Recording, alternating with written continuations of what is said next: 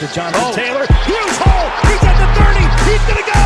10, 5, touchdown. Jonathan Taylor made a man miss the line of scrimmage and then runs it into Pater for a one-handed INT. Are you kidding me? Kenny Moore. What a play by Nyheim Hines.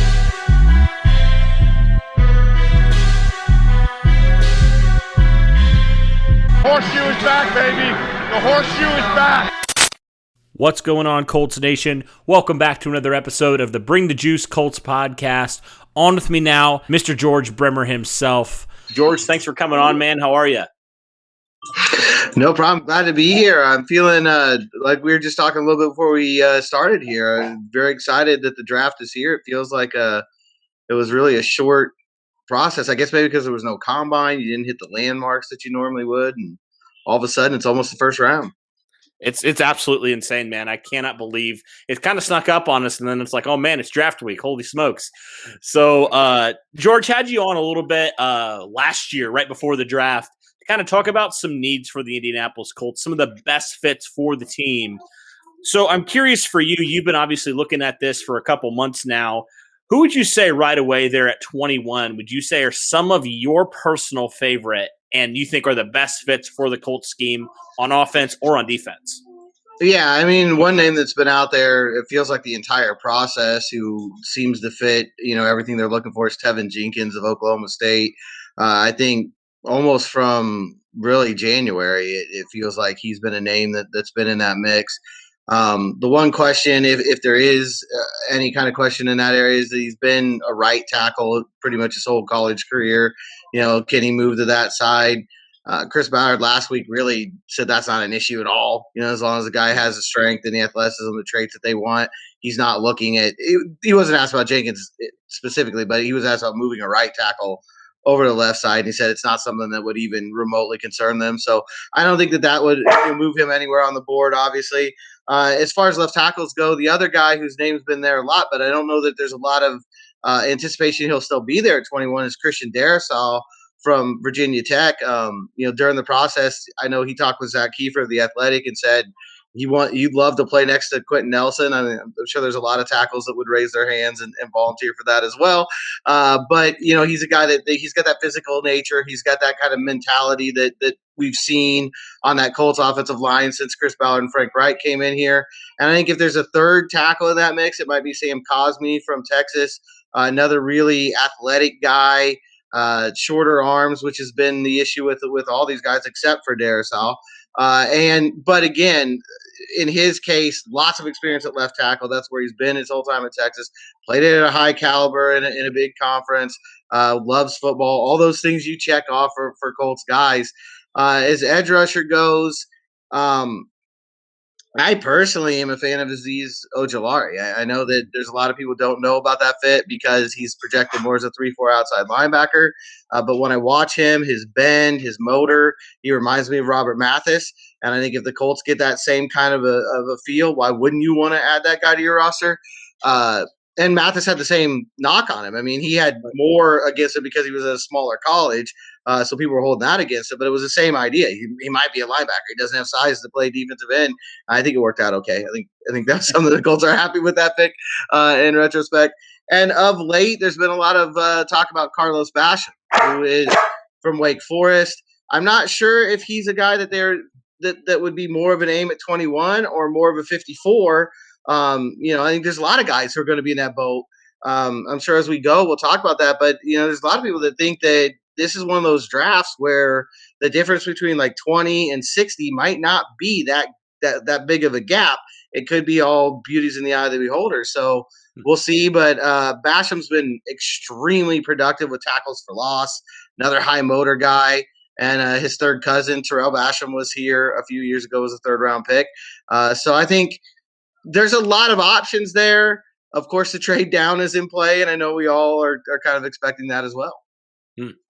Yeah, so I got to ask, because you mentioned both of those positions, where in your mind is the most important position? It's crazy. Like, literally, I'll have one person say left tackle, one person say edge. Like, Colts Nation is very split on this. I've really come to notice.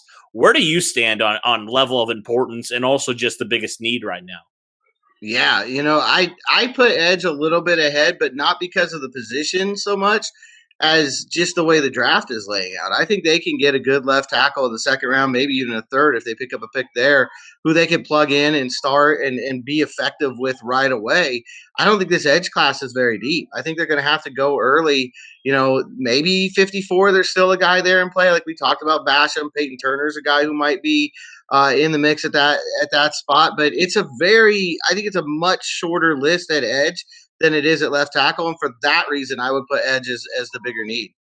Gotcha. What would you say?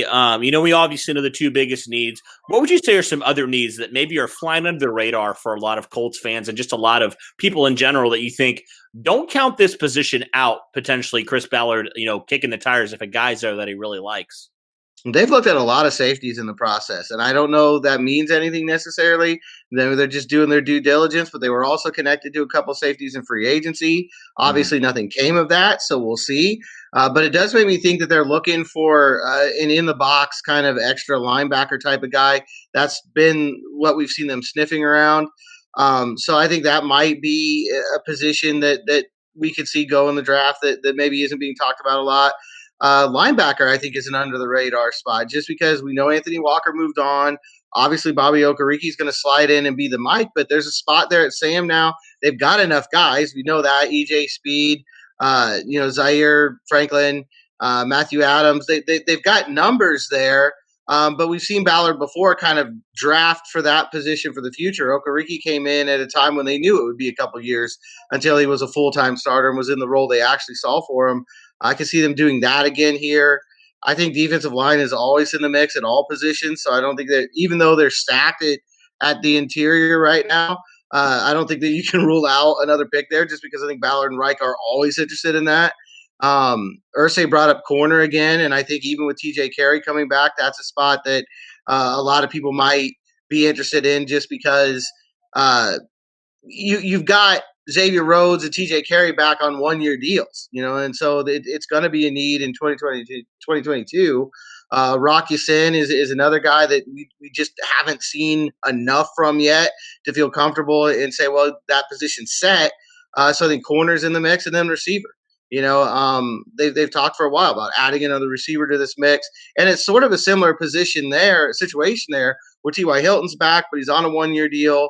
Who knows what you're going to get from Paris Campbell? If he's healthy, I think there's a lot of excitement, but he hasn't been healthy yet. There's an expectation that Michael Pittman's going to make a big jump, but he hasn't done that yet. I think it makes sense to add another receiver into that group. And finally, it sounds like I'm all over the field already, but I think tight end as well is in that because Frank Reich has said point blank they want to add a tight end who can stretch the field, particularly down the seam. And so I think that's something else they'll be looking, but that's another position that's not real deep in this draft. So it'll be interesting to see how they handle that.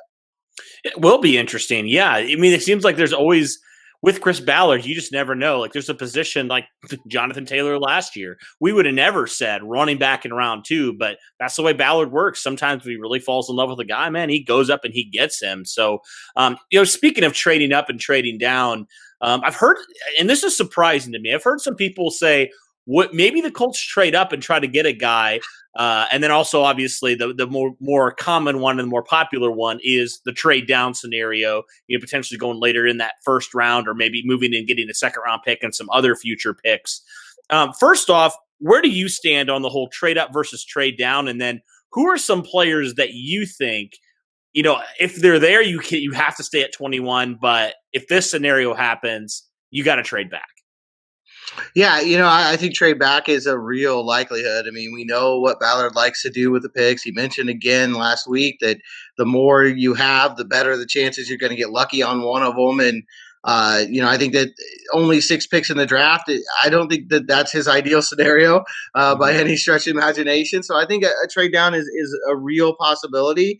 But, his kind of parting shot to us on Friday last week was maybe we'll talk early on Thursday. And he does that a lot. And it's sort of a joke. And you kind of, but sometimes when he's done that, he said that, that we might not talk until Friday, the year they traded back into the second round and took Rock Ya-Sin. So, I don't think it's completely out of the question. And I look at guys like Rashawn Slater from Northwestern, some people have him as the number 2 overall tackle in this draft. If he starts to slip, he gets into the teens and in the later teens especially, at what point do the Colts say, you got to go get this guy who could be a real difference maker? I think it was interesting that Ballard said he thought they see 5 to 6 difference makers in this draft. And I would say those are the guys they would trade up for, and not knowing who's on that list, obviously. But I think if one of those guys starts to slip, if the quarterbacks all go as early as projected, and one of those guys starts to fall into that 15, 16, 17 range, they're at least going to be tempted. And again, cost is going to be, we just talked about only having 6 picks this year. How much do you want to dig into next year's, arsenal of picks to make that happen? Probably just depends on the grade on that guy, but I would think offensive tackle is a spot to watch there, just because a guy like Slater, maybe even a guy like Darisaw, if they like him well enough and they feel like this is going to set them up for the next 10, 15 years, why not go up and ensure that you get him? At 21, I think Darisaw is definitely a guy. If he's there somehow, you stay put and you take him. But I think, as we talked about earlier, there's probably 3 guys that I would feel comfortable with at left tackle who probably will be there at 21, and Jenkins and Cosme, and then maybe Darisaw. So I think that's where the trade back becomes such an enticing option. If you've got a couple guys there and maybe a defensive end or 2 as well, and you can pick up another pick, why not go that route and, add more talent across the board and still get a guy you probably would have felt comfortable taking at 21 anyway. And then if you do trade down, how comfortable or how far would you want to trade down personally? I don't know that I would go out of the first round. I know that there's some talk already out there that they feel good about possibly being able to get a starter at left tackle early in the second round, and I think that's absolutely the case. But I would want to stay in that 26, 28, 29 range, just because I think if you can do that, you still get that first rounder, you still get the extra year on the contract, all those things that come with it. But if you can do that and pick up an extra second rounder or a third rounder in the process, I think that's sort of the ideal situation for him. Stay in the first round, but get that extra pick and get back to 7 for the day, for the weekend. Gotcha. All right. Last question here. Obviously, Chris Ballard had his pre-draft presser, like you talked about a couple days ago. You touched on a few things that stood out to you. What were some other things that really stood out to you? Kind of the final parting thoughts here before the draft happens this Thursday. What were some things that you really took note of? Yeah, I wasn't surprised by it at all, but he hammered home again the idea that they're not going to be a slave to need. He says that every year, and I think this year felt a little different because everybody obviously knows left tackle, defensive end, these are the 2 big spots that need to be addressed. It's not a secret to anyone who watches this team. But he hammered that home again, and I don't think – it's kind of interesting. When he first got here, he said, I'm not going to smoke screen. I don't see the point in that. It's not worth my energy. I've got enough other things to worry about. I'm not going to put misinformation out there because it's just not worth my time. And obviously GMs do that. Scouts do that. Other people do that, all over the league. But I think with Ballard, it's almost like it's more effective not doing it. He, instead of like sort of swerving you with misinformation, he swerves you with information overload. There's so many options that they could go, and being honest about that, I think it's more effective than lying. Honestly, I just think at the end of the day, you end up in a better situation as a team, disguising what you want to do. And I think that plays into this idea that need is not, necessarily where they're going to go. And it would surprise me if they took a wide receiver in the first round. It would surprise me if that picks a tight end or a linebacker or safety or any of the other spots that we talked about. But it's clearly on the table. And I think that's something that is, obviously if the grades are close, they're going to go with the tackle, they're going to go with the defensive end, they're going to go with the need. But if they've got a guy whose grade is significantly higher than the other people who are available at 21 or wherever they're at, don't be surprised if it's another Jonathan Taylor situation. I mean, just hypothetically, because it's out there all over the place today. And rule number 1, honestly, in this business is don't believe anything you hear during draft week, because this is when absolutely everything's a lie. But if Justin Fields really is falling down this draft and is, really possibly there at 21, could that be a surprise? Is that a situation where they say, yeah, we've invested in a quarterback, but here's a chance to get a difference maker. Is he one of those 5 or 6 different? I don't know, but that's an example. That's an extreme example, obviously. But I think it's an example. It's not going to be position specific. It's not going to be need specific. It's going to be, who is the best guy on that board. And I feel like regardless of position, if there's a guy there who's one of their 5 or 6 difference makers in this draft, they're going to do that. That was my takeaway. I think he's honest about that. And I know everybody expects it to be a tackle or a defensive end, and I think that's by far the betting favorite. But he's shown before, and Jonathan Taylor most recently, they will not be a slave to that situation. They won't, as he puts it, they won't force it. They're going to still stick to that board. And I think it just makes things really interesting as we get ready for this first round. It definitely does. I can't even imagine what Colts Twitter would be doing if they selected Justin Fields at 21. I don't even want to think about that, because that would be probably the most I've ever seen Colts Twitter in shambles before. I honestly can't even wrap my mind around that, but that is a very interesting point that you make. And it's just, and that's something I even want to hopefully tell people is look, we may think we know what Ballard's doing, but how many people predicted a running back last year in round 2? Virtually nobody. So don't be surprised if Ballard does something we don't expect. I mean, that's just kind of the player, kind of the GM he is.